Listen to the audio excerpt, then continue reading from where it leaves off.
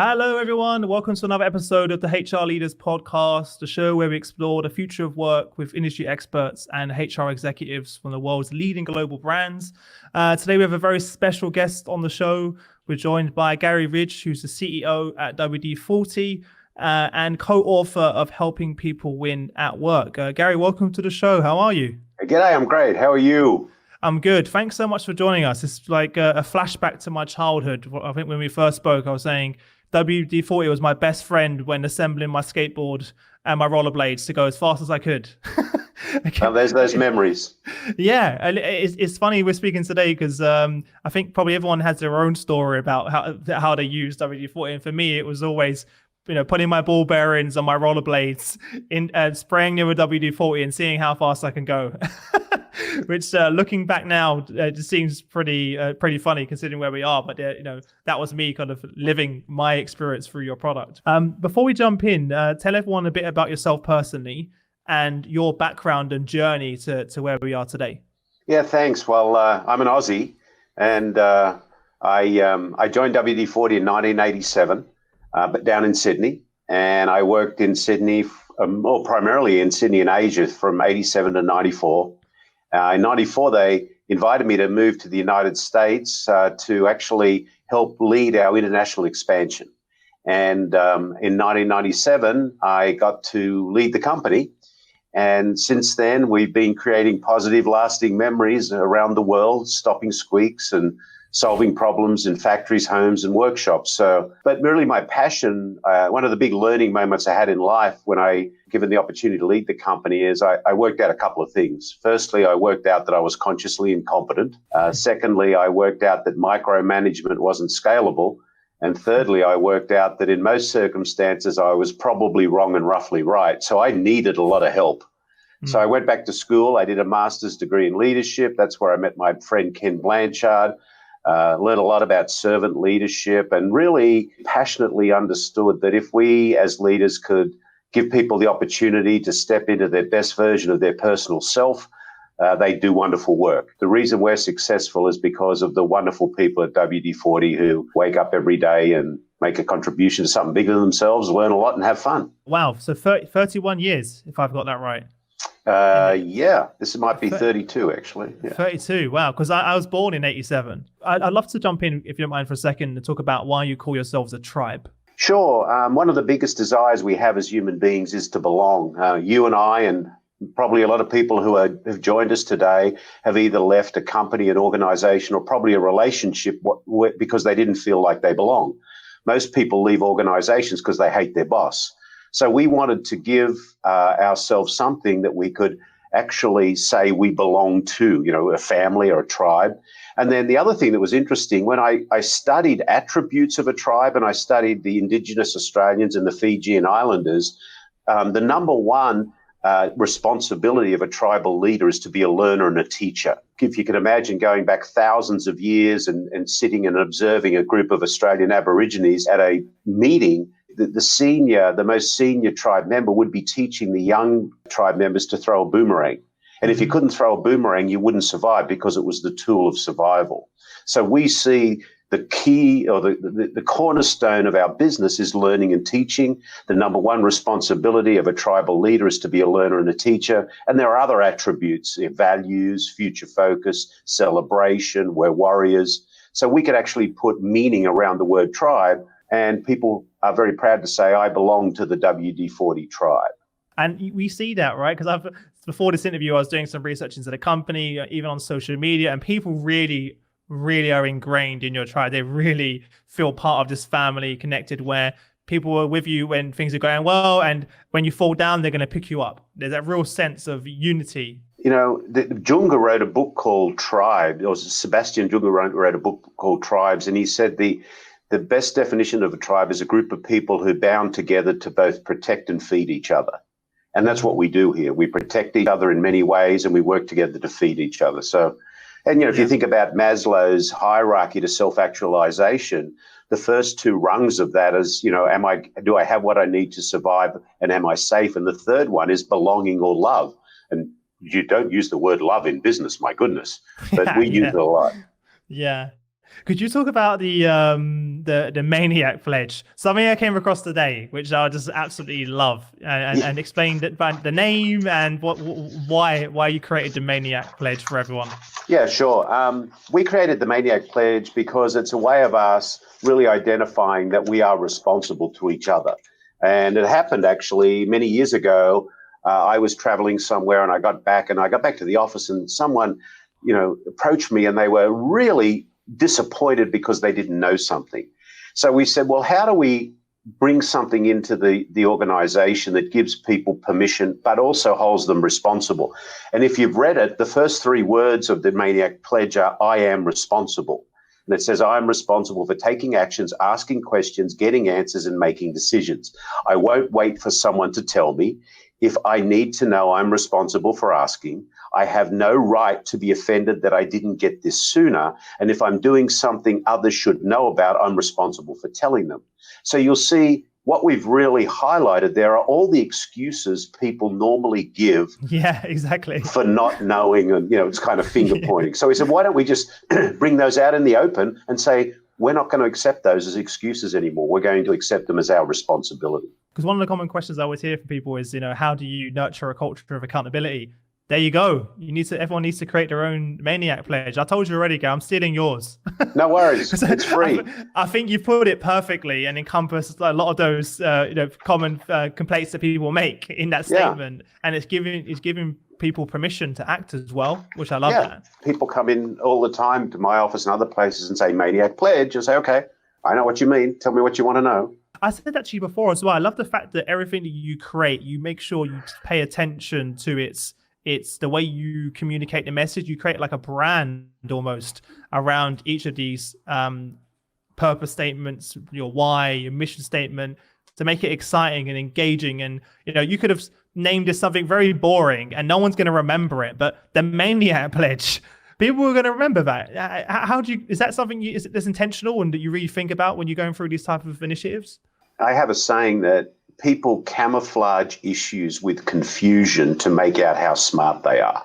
It's why I like Simon Sinek's work. He took vision and mission and turned it into why, how, what. Oh, duh, how simple is that? What we want to do is make things simple, and we want to make it so it's curious, so people are curious. So as you said, Maniac Pledge, what do you mean by that? Now, if I called this the Pledge of Responsible Communication, what would happen? Boring. No one's going to look at it.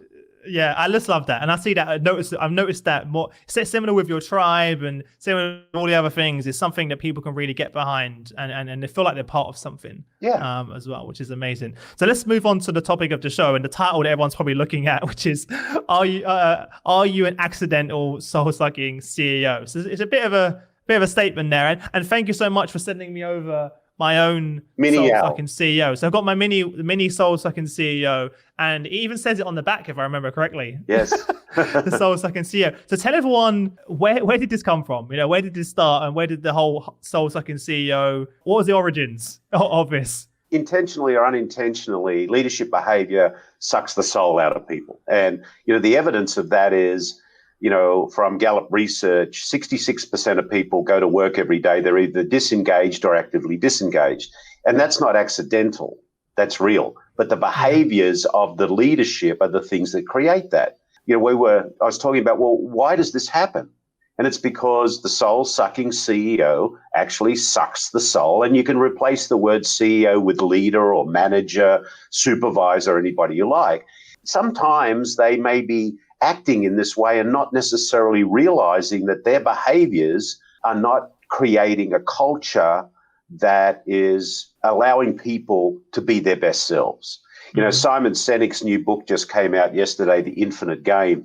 And I love, he has a description of culture. He says, culture is values plus behavior. Now, I changed that a little bit. I said, culture is values plus behavior multiplied by consistency.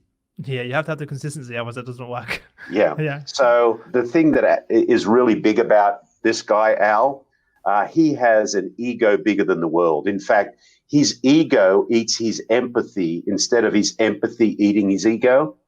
And the biggest killer of leadership is a big ego.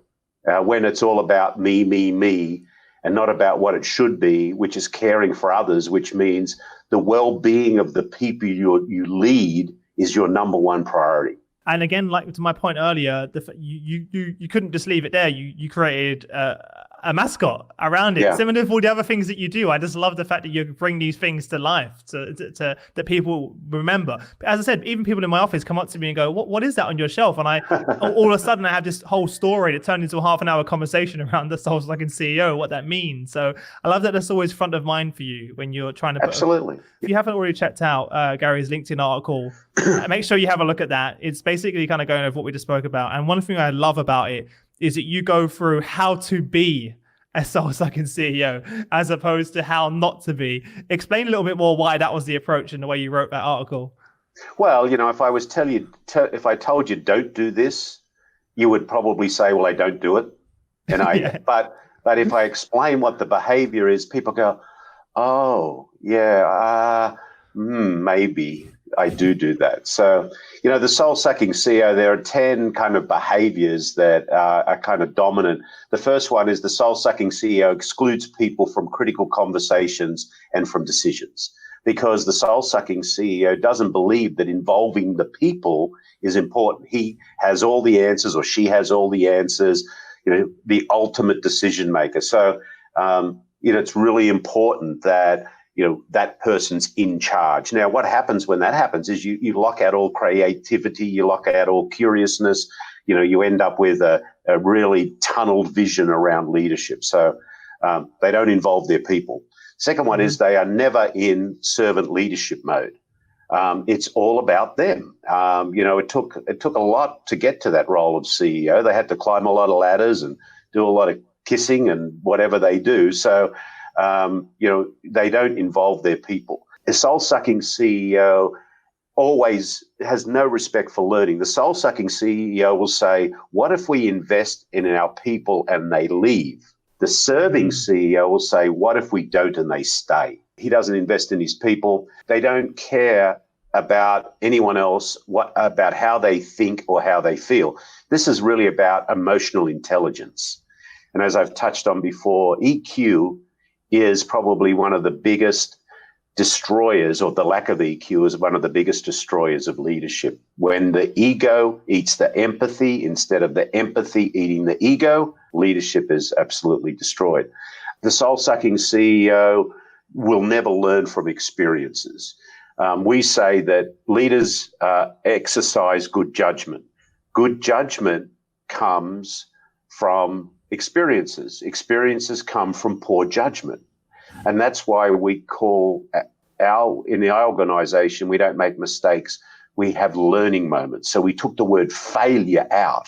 And I noticed that, by the way, in a lot of your articles and your book and other things like that, you always make sure it's not about failures. It's about that learning moment. And you reframe what a failure really means to many people. Well, Nelson Mandela said education is the most powerful tool we can use to change the world. So why would we create a system within organizations where we punished people for learning by saying, if you fail, you're going to be punished? So we said, okay, I have lots of scar tissue. I've never made a mistake in my life, but I have had millions of learning moments. So I look at them as really a positive opportunity. And if you look at them that way, our definition of a learning moment is a positive or negative outcome of any situation that can be openly and freely shared to benefit all people. So that gives you a whole opening of learning opportunities, which is really important. The soul-sucking CEO does not have a strong sense of self-worth. In other words, when the soul-sucking CEO is wrong, everybody else must take the blame. My way or the highway type. My way or the highway. They're champions of hope. The soul-sucking CEO isn't a champion of hope. It's fear. They're fear-based leaders. The soul-sucking CEO is really into micromanagement. Anything that they can do to cause a delay in critical thinking is something that's really, really important to them. One of the worst things about the soul-sucking CEO, he breaks promises. The serving CEO always does what they say they're going to do. Because leadership, when you think about it, I think about it, it's like being on Broadway with the lights on 365 days a year with no intermission because people are always watching you. And I often say, if you can't be a good leader and you don't want to take the responsibility of leadership is not about you, it's about the people that you serve, then don't try because you'll be a bad leader. This not doing what you say you're going to do is really a huge destroyer of trust within leadership. And then soul-sucking CEOs don't value the gift of feedback or contrarians. You know, I often talk about my mum. She was 99 years and 9 months old when she passed away. She was one of the greatest givers of feedback ever, but she always did it with unconditional love. And I think, you know, we learn as leaders, and I've certainly learned over my time, I have a huge responsibility to give caring feedback the more I care about someone because I don't want them to hurt themselves. And often we don't have the courage to do that because we are the ones that have the fear. And we need to do that, but we need to do it in a constructive and caring way. But all of those are explained on the page at the learningmoment.net. So, and there's a whole article on it. So I've just touched on them briefly this morning. Yeah, exactly. Really, that's what I love. The solution is identifying perhaps some of these things in your own leadership. And I'm certainly not perfect. And I looked through some of the points you made, and there's definitely areas that I can improve on. But it's the way you framed it which really helped me come to that conclusion, as opposed to telling me this is what you need to change. You know. So absolutely love that. For those new to sort of servant leadership, how do you define servant leadership? Well, it's empathy, and servant leadership is when the well-being of others is equally or more important to you than your well-being and success of yourself. So servant leadership is about, you know, we are there to serve the people. It's a bit like, you know, in our company, we don't have managers. We call each other coaches. So if you think about it, let's think about the great game of rugby for a moment. Just by the, you know, I'm Australian and just happens to be a game coming up on the weekend between Australia and England. Yeah. But in the great game of rugby, you never see the coach on the field. The coach is on the sideline or in the locker room. And what is the coach doing as a servant leader? They're watching the play, identifying opportunities. They're, you know, building trust. And when the game is over and the team goes to get the cup, you never see the coach on the podium. They're always letting the team, the captain and the team, take the trophy. And I think that's what servant leadership is about. It's about being the person that's there to help someone play their best game. It's so rewarding because you're really there as an enabler to help others. Could you share some ways that you've demonstrated this in your own leadership as CEO? Yeah, you know, my motto is I'm not here to mark your paper, I'm here to help you get an A, the book I wrote with Ken Blanchard. I love that, yeah. You know, so I wake up every day to help people get A's. And the first thing you need to do is identify what an A looks like. And then we have to bring will and resources to the business. Resources are very simple. You know, they're you know, time and talent and treasure. Will is about motivation and passion and purpose. And a lot of organizations get that out of balance. Yeah, but everything you do is linked back to your values, which I love, and your why and your purpose statement. Something I see that a lot of companies are struggling with is how do you take your values and turn those into talent development programs? Your values are like the banks of a river. Now, if you think of a river, it goes from the mountains to the sea. And the banks of the river keep the river going in a certain direction. Now, as you go down that river, you're going to run into things. You're going to get some choppy water. You might get some rough times. There might be a bit of dry. But the values keep you going in the direction that you need to go to. Interestingly, just last evening, I had a group of military people here, about 30, from a group called the Honor Foundation.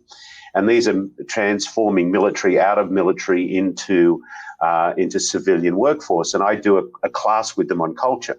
And one of the things I do is I do a case study, and I say, here's a case study. And I divide them into 3 groups. And I say, this group here, here's a hierarchical set of clearly defined values. The group in the middle, here's a set of clearly defined values that aren't hierarchical. And the third group, you can do whatever you want. Now, at that time, the third group get really excited because they think they have all the freedom in the world. And I say, in 20 minutes, you've got to come back and you've got to give me the answer to the question of this case study. Well, the first group that comes back is the ones that have a clearly defined set of values that are hierarchical, because that got them all moving in the same direction at the same time. The group that comes back last is the ones that didn't have any values, and all they did was argue about what should they stand for or not stand for.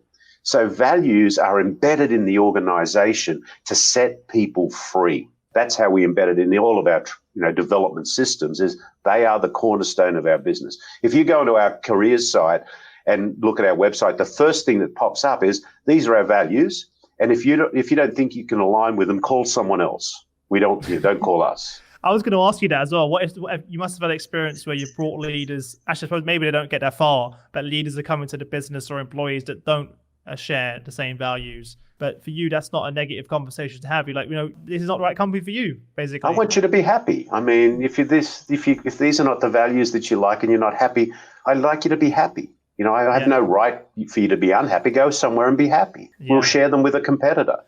And by the way, I love your statement at the end of the article when you're saying, if you still want to be a soul-sucking CEO, we're happy to take all of your untalented employees. Yes. and you're like, I think you said like, it's up to you, ... at the end. And I was like, I just love that, because I'm sure it kind of gives you the ultimatum at the end when you're reading it going, wow. And the statistics that you share, I think you already did earlier, didn't you, in the show with Gallup? Were kind of pretty crazy. I'm ashamed. That's where I'm ashamed of that. We as business leaders, I believe, have the biggest opportunity to impact the happiness of the world than ever before. And we think about, imagine a place where you go to work every day, you make a contribution to something bigger than yourself, you feel safe, you learn something new, and you go home happy. Happy people create happy families create happy communities create a happy country, and happy countries create a happy world. And in business, we get the opportunity to touch more people every day than anybody else. Yet our soul-sucking leadership behaviors are not sending people home happy, because we as leaders are letting our ego eat our empathy instead of our empathy eating our ego. It's not right. What was the Aristotle quote? Pleasure in the job puts perfection in the work, quoted by Aristotle in 384 BC. We're very slow learners. We all know that we do better things when we enjoy doing them. But people who enjoy their job are more curious, they're more bold, they're more brave, there's more innovation. It's fun. If you ever come and visit our teepee here in San Diego, you see we just have a lot of fun. But you know what? It's boring, isn't it? We just make oil and put it in a can. Didn't you share an example of someone who kind of used like, here's a purpose statement of someone a statement for someone who's leading with purpose. And then he was like, here's a statement from someone who's not. And it was like, yeah, we sell oil, we sell cans of oil. And the other one was like, well, we solve a problem X, Y, and Z. And I just love the difference between the two. I love it because, I travel the world, and our purpose statement is we exist to create positive, lasting memories, solving problems in factories, homes, and workshops of the world. We solve problems and we create opportunities. We're in the memories business. So, I'll be on a plane or somewhere and I'll be sitting next to someone and they'll say, what do you do? And I say, I'm in the memories business. And they go, do you work for Disney? I say, no. Yeah, No. I work for WD-40. Oh, WD-40. I remember when. Oh, yeah, so true. Everyone says that, don't they? When you mentioned WD-40, everyone always starts with, I remember when, and then they have the story that comes to life. And that's why every day we get up to create these positive, lasting memories. Our second value, our number one value in the company is we value doing the right thing.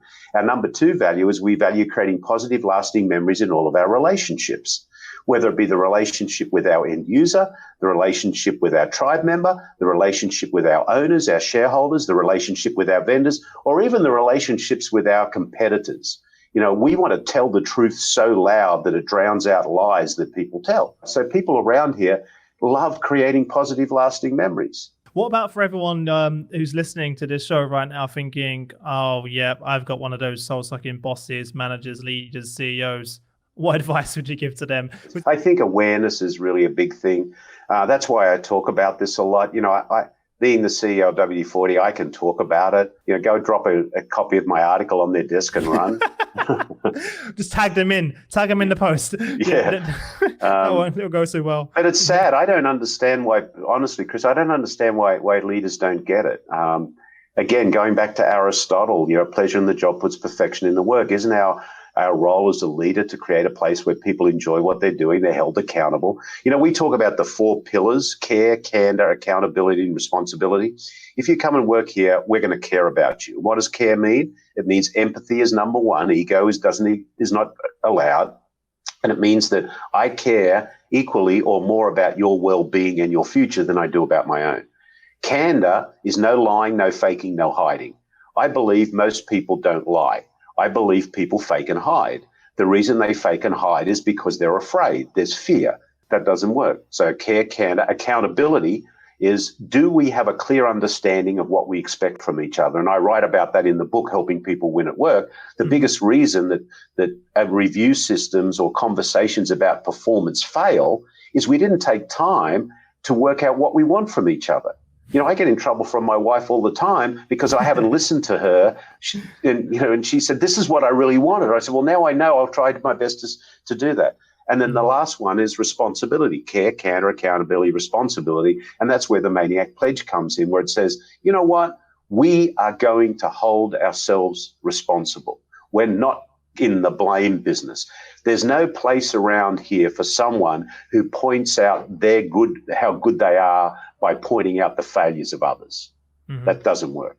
Could you share your 10 traits of leadership that you developed? Leaders involve their people.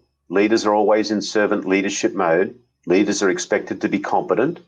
Leaders are connected with high emotional intelligence. Leaders exercise good judgment. Leaders have a strong sense of self-worth. Leaders are champions of hope. Leaders move forward. Leaders do what they say they're going to do. And leaders value the gift of contrarians and feedback. This has been a journey, right? That list wasn't created in one day. No, there's a lot of learning moments in there, a lot of scar tissue in there. And that's okay, like you said before. I think the people were so worried about making mistakes that they actually never take the time to actually take that step forward. The 3 most powerful words I've ever learned in my life, and I really wish I learned the power of them earlier: I don't know. So everybody, get comfortable with it. Be very, very comfortable saying I'm probably wrong and roughly right on most things. None of us are 100% right ever. Invite others to participate in the brilliance of themselves. I am so lucky I was born dumb. There's nothing wrong with asking a question, right? I love that. And I think everyone's the same though, right? When you first start out in your career, you kind of worried about maybe feel like, is it a stupid question? Maybe I shouldn't ask. What are they going to think of me? You're worried about being judged.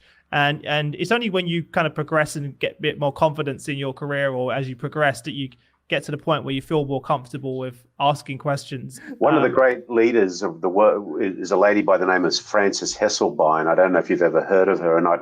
She's 104 years old. She used to be the CEO of Girl Guides. She was a student of Peter Drucker, Marshall Goldsmith, Ken Blanchard, to name a few. And she says one of the 4 things that are important to her are ask, don't tell, listen first, speak last. So more times we tell and then we always speak. But, going back to I don't know, I had a wonderful learning moment when I first moved to the United States. That would have been in 1994. I hadn't been here long at all. And I was sitting in a meeting with a group of colleagues, and someone came in from the outside and was giving a presentation about a particular subject. And I'm sitting there and I'm about 10 minutes into this thing, and they're using words I've never heard of before. They went to the school of complexity, and I'm going, I don't get it. So you know what? I was given permission. I put up my hand. I said, sorry, dumb Australian, not long in this country. I have no idea what you're talking about. And everyone in the room, Chris, went, I'm not the only one. Because no one did. And to me, I thought, wow, I was unintentionally brave, but that was the big aha for me, was we could have all sat through that hour. That person could have left. There was 15 people in the room, and we would have wasted all that time and not got anywhere. Now, by me saying that, the person went, oh, well, what do you mean? I said, well, what does that mean? What does that mean? And we got into a conversation, and we actually left the meeting with something of value. And to me, that was a big wow, let's make it simple. People camouflage issues with confusion to make out how smart they are. Yeah, I think everyone's can relate to what you just said, by the way. I was thinking of it so many times. But what's great about that, as a leader, you demonstrated vulnerability as well. Yes. So next time, someone's in that meeting, they're like, wow, well Garry asked, beforehand. Must be okay. Yeah, exactly. And that's you're demonstrating in your actions as opposed to just saying it. So yes. many leaders, we can talk about everything we've just said, but not many really put it into action and embody it and carry it and are consistent, about you said earlier. What advice would you give to people that are new into a leadership role? It's not about you. It's about the people. Leadership is not about being in charge. It's about taking care of those in your charge. And if you take that on and you're dedicated to helping people win, you'll have a very fulfilling life. You will win. I stand on the shoulder of giants. Fantastic. Well, look, before we wrap up, Garry, if there's, thank you so much, first of all. It's been a real pleasure. As someone who literally grew up using your product every week, in where it was my bike, my skateboard, my rollerblades, I even made a joke to Shane saying, do you remember when we used to spray loads of WD-40 in a cup and leave our ball bearings in there overnight, so in the morning they were clean and they'd run even faster? It brought a smile to his face too, because this is actually something that we did as children. So to have you on the show right now, and literally the day I was born, you became CEO, which is of the company, and now here we are 31 years later having this chat on the podcast. So that for me is a pretty cool moment. I really appreciate you taking the time to come on the show. I love what you're doing with the organization. For anyone who wants to get a job at WD-40, how do they go about doing it? What are you looking for right now? So as everyone's like, how do I work there? Go to our careers page at wd40company.com, and all of our open positions all around the world are listed there. So, and I know there are some. So yeah, and as you said in your article, you're more than happy to take all of the great talent from those soul-sucking CEOs. So yeah, it's up to them if they want to make a change or not, right? Absolutely. As well. So what's one advice you'd give to everyone? And also, what's the best way for them to get in contact with you or learn more about your work and follow you? They can follow me on LinkedIn, and I'm on LinkedIn at Garry Ridge. On Twitter at Learning Moment, or on my website, which is www.thelearningmoment.net or www.thesoulsuckingceo.com. Either of those are fine. And, one piece of parting advice: leadership is all about you, and it's all about you giving. It's not about you being the lead. It's not about you, but it's about you giving as a leader. So we can make a difference. So I hope that you'll keep Al at bay. He's fortunately he went he's to right sleep. Behind me. Yeah, he went to sleep for a little while, but here he is. This is Big Al. Do you know? Did I just quickly? Do you know he has a cousin? No. Who's that? His name is Short-Sighted Sam. Are they being manufactured as we speak? And when you put Al and Short-Sighted Sam together, bad. Yeah, but I love the fact that you keep that. For me, that's now a constant reminder. Yeah, it's there every day. I see it all the time, which is what I love. And the fact you've got one on your desk, I'm sure it's the same thing. Can people buy those, or just randomly throw it out there, or you just have? No, I give them away. If anybody wants one, if I have enough, if they want to contact me, I'd be. You're probably going to get a lot of messages now. If I can. Well, thanks everyone for listening. I appreciate you guys tuning in to the episode. As always, if you head over to hrdealers.com, you'll be able to catch up later on demand. It'll be available on LinkedIn straight away. If you're listening to the via the podcast as well, all of the links in the description, everything we've mentioned, linked to the website, the books, anything that's mentioned on the show will be there for you to make things easier. If you're new to the show, please consider following me here on LinkedIn so you'll be notified next time we go live. Make sure you follow Garry on LinkedIn, because you post quite often, right, Garry? Which is amazing. Which is how I came across this article in the first place. So it's fantastic. Apart from that, I'll let you all get back to work on LinkedIn. Get off LinkedIn, get back to work, and look forward to seeing you all next time. Thanks a lot again, Garry. I'll see you soon. Okay. Take care.